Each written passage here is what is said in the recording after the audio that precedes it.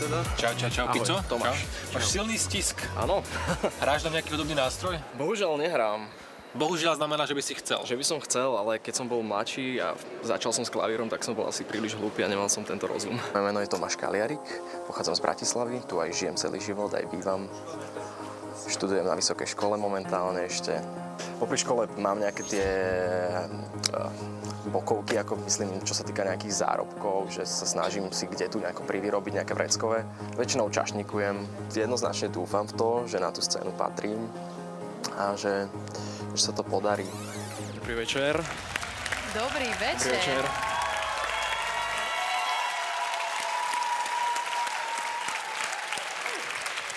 Moje meno je Tomáš Kaliarik. Som z Bratislavy. Momentálne ešte študujem na vysokej škole, posledný ročník. Čoho? Medzinárodné vzťahy, diplomácia. Medzinárodné vzťahy. A čo súkromné vzťahy? Súkromné vzťahy sú momentálne otvorené. Co budeš spívať? Spievať budem pesničku od Michaela Bubleho Everything sa to volá. Co? Celest? Pekný a inteligentný, ak vie spievať, tak ja budem nadšená. A ja? Máš všetko, čo máš mať, tak ukáž hlas. And you play it coy, but it's kinda cute. Oh, when you smile at me, you know exactly what you do. Baby, don't pretend that you don't know it's true. Cause you can see it when I look at you. And in this crazy life, and through these crazy times, it's you. You make me sing your every line, your every word, your everything. And in this crazy life, and through this crazy Existuje v angličtine taká vec, že pussy faktor, tak tu už má, že ten X faktor. your every line, your every word, your everything, your every song. Sisa je zhypnotizovaná. Díva na teba stále. Cause you're my everything. Woo! Yeah.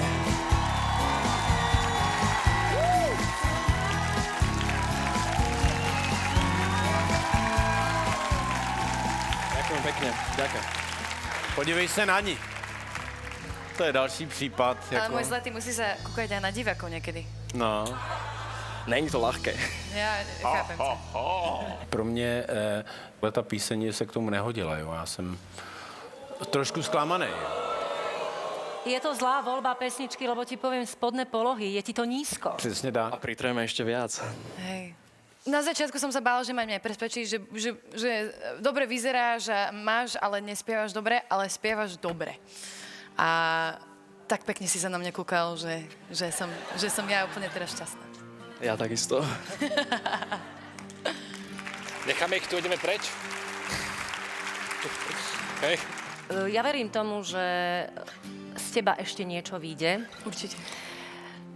Len pozor, myslím hudobne, len pozor na to, aby si vybral správnu tóninu. Na to dávaj veľký pozor. Áno. Daj mi, ešte úsmev mi daj, taký. No taký nie, ale postupuješ, áno. No počkej. No keby som ja bola jediná porodca, tak postupuješ, ale zatiaľ áno. No mě si nepřesvědčil kozující úsměv super, ale víš co, nemělo to úplně kule, takže já bych byl negativní zatím. Takže ne. Ano, ano, ne. Já to mám tak, že když mě po chvíli někdo přestane bavit, pěvecky, interpretačně, výrazově, tak se prostě na něj nedívám. A bez ohledu na moji orientaci, já jsem se na to díval pořád. Wow.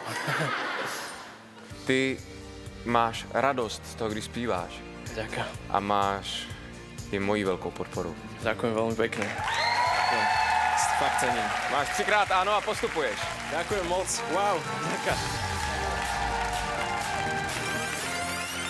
Tak, toto bolo veľmi hladké. Gratulujem ti srdečne. Hladké to nebolo, ani čisté, ale V 90. rokoch bola taká anketa, ktorú robili novinári hollywoodskí a urobili rebríček, ktorá celebrita ukáže najviac zubov pri prirodzenom úsmeve. Vieš, kto vyhral? Prvá bola Janet Jackson, druhá bola Whitney Houston. A daj teraz akože najväčší úsmev, aký vieš, taký, že čo najviac zubov.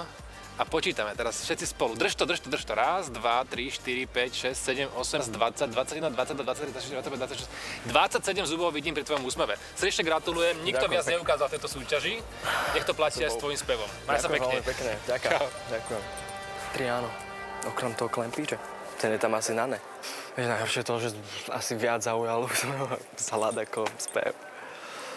Neviem. Rytm o tom to je, to je show. Není to o tom, lebo ja chcem ukázať spev.